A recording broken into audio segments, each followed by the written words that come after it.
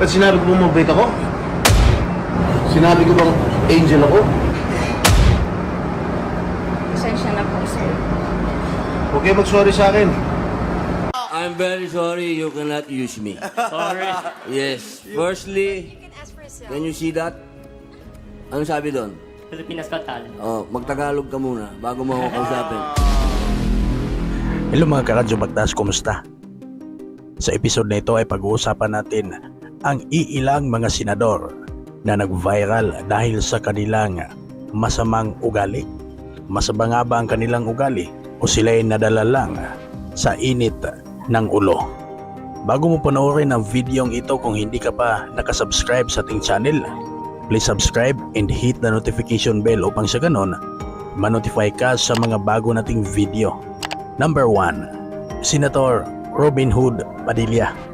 Sa episode ng Pilipinas Got Talent Audition taong 2018 ay nasaksihan ng madla kung paano pinahiya o napahiya ni Robin Hood Padilla ang isang Koreano na hindi marunong mag-Tagalog. Una dito ay ang performance ng Koreano. Kailangan niyang gumamit ng isang judge para sa kaniyang magic tricks. Prangkang sinagot ni Robin Hood Padilla ang Koreano na hindi siya pwedeng magamit dahil di man lang siya marunong mag-Tagalog. At isa pa, ang kaniyang sinalihan ay ang talent search na Pilipinas Got Talent o PGT. Kagad namang sumigunda ang kapwa niya judge na si Angel Locsin at tinuruan ang Koreano na mag-Tagalog. Matapos nito ay makikita na napilitan si Robin Hood Padilla na samahan ang Koreano sa kaniyang magic tricks. Panoorin ang video. Pwede Pwede? mo ba ako Mo ba ako? samahan? Samahan. Okay. Stage.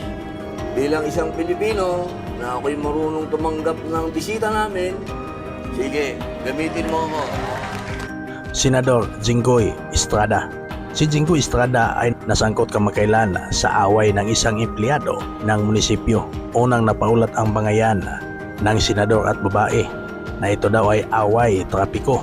Ngunit base sa ating source, ang videong ito ay nangyari ilang taon ang nakalipas. Agad namang sumagot dito si Jinggoy Estrada at nilinaw ang insidente. Binigyang linaw ni Senator Jinggoy Estrada ang social media video na kanyang pamamahagi ng tulong sa nasunugan sa San Juan City. Sinabi ni Estrada na hindi pinayagan ang kanyang mga tao o kinatawan na mag-anunsyo tungkol sa pamamahaging tulong o pamibigay ng tulong, kaya siya napilitang makipag-usap.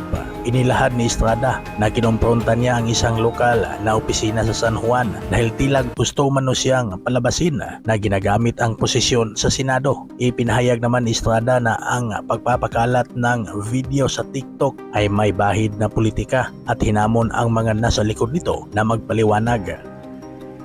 Number 3, Senator Bato de la Rosa. Naging viral kamakailan ang interview sa social media ng isang senador na si Senador Bato de la Rosa matapos niyang mapuna ang itsura ni House of Representative Percy Sidania dahil sa ngiwi nitong pagmumukha. Nagugat ang galit ni Ronald Bato de la Rosa sa kongresista dahil isa ito sa nanguna sa mga hakbang na masibak sa pwesto bilang Vice Presidente si Sara Duterte. Kaya gano'n na lang ang kanyang galit at tila ba pinersonal si Sidania. Matapos ang pangungutya ni Senator Bato de la Rosa, agad namang nagpost sa kanyang Twitter account si Congressman Sidania at sinabing, "Tabingi ang mukha ko dahil ang baklang iwi na ito ay stroke survivor." Matapos ang post ni Sidania, agad namang binawi ni De La Rosa ang kanyang pahayag at humihingi ng sorry sa mga nasaktan, lalo na sa mga taga Mindanao, partikular sa mga stroke survivor.